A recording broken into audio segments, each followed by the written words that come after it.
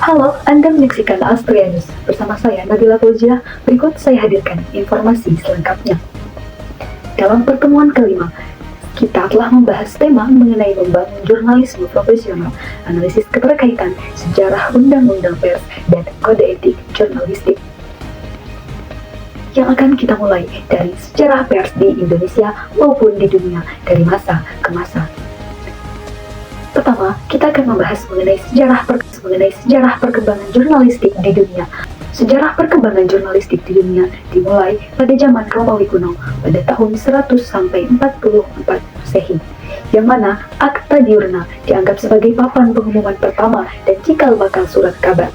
Kemudian, Julius Caesar dikenal sebagai Bapak Pers Dunia, dan diurnali adalah istilah yang muncul dan menjadi asal kata dari diurnalis, yang berarti jurnalis atau yang sering kita sebut saat ini dengan wartawan. Kemudian, selanjutnya kita akan membahas mengenai tradisi Islam. Nabi Nuh dianggap sebagai wartawan pertama kali karena membagikan kabar melalui burung dara. Kapal Nabi Nuh dianalogikan sebagai kantor berita pertama. Kemudian, pada zaman Mesir kuno, yaitu pada penentuan papyrus, yang memudahkan penyebaran informasi tertulis, dan pada zaman Cina 911 Masehi, yang mana pada zaman ini surat kabar dicetak pertama dan dikenal sebagai King Pao atau Ting Pao. Kemudian kita beralih ke zaman Eropa, yaitu pada tahun 1450 Johann Gutenberg menemukan mesin cetak pada tahun itu. Dan pada 1457 koran cetakan pertama muncul di Nuremberg, Jerman.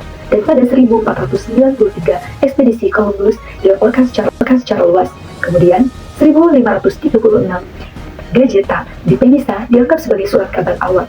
Dan 1665 di Oxford Gazeta, kemudian London Gazeta menjadi surat kabar harian pertama.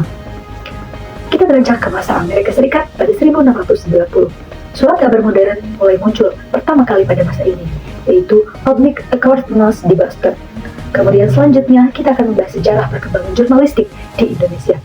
Sejarah di Indonesia dimulai dari tahun 1744, yang mana pada tahun itu adalah surat kabar pertama muncul di Batavia Page Nobles diterbitkan oleh Belanda. Pada tahun 1853 sampai 1885, media pribumi mulai muncul seperti Biang Lala, surat kabar bahasa Melayu, kemudian Bro Matani. Dan pada 1907, Medan Prejaji yang dipimpin oleh Tirto Adi Soerjo menjadi pelopor pers nasional dan jurnalistik modern. Dr. Abdul Rifal dijuluki sebagai Bapak Jurnalistik Indonesia karena kritikannya yang tajam terhadap kolonialisme. Kemudian, pada masa Jepang, 1942 sampai 1945, banyak media dilarang, hanya 5 yang diizinkan beroperasi, yaitu diantaranya Asia Raja, Sinar Baru, Sinar Matahari, dan Suara Asia. Kemudian beranjak kepada masa kemerdekaan, 1900 kemerdekaan, dan beranjak lagi ke masa Orde Baru. Pers dijadikan sebagai corong partai politik, diantaranya PNI, Masyumi, NU, PSI, dan PKI. Dari masa Orde Baru ini, pers menjadi corong pemerintahan yang mengalami pengekangan selama 32 tahun dan beranjak kepada masa reformasi, yaitu 1998, yang mana pada tahun ini lahirnya Undang-Undang Pers Nomor 40 tahun 1999 menandai perkembangan kebebasan pers yang pesat. Namun, itu juga memunculkan jurnalisme kuning dan nasional dan sensasional.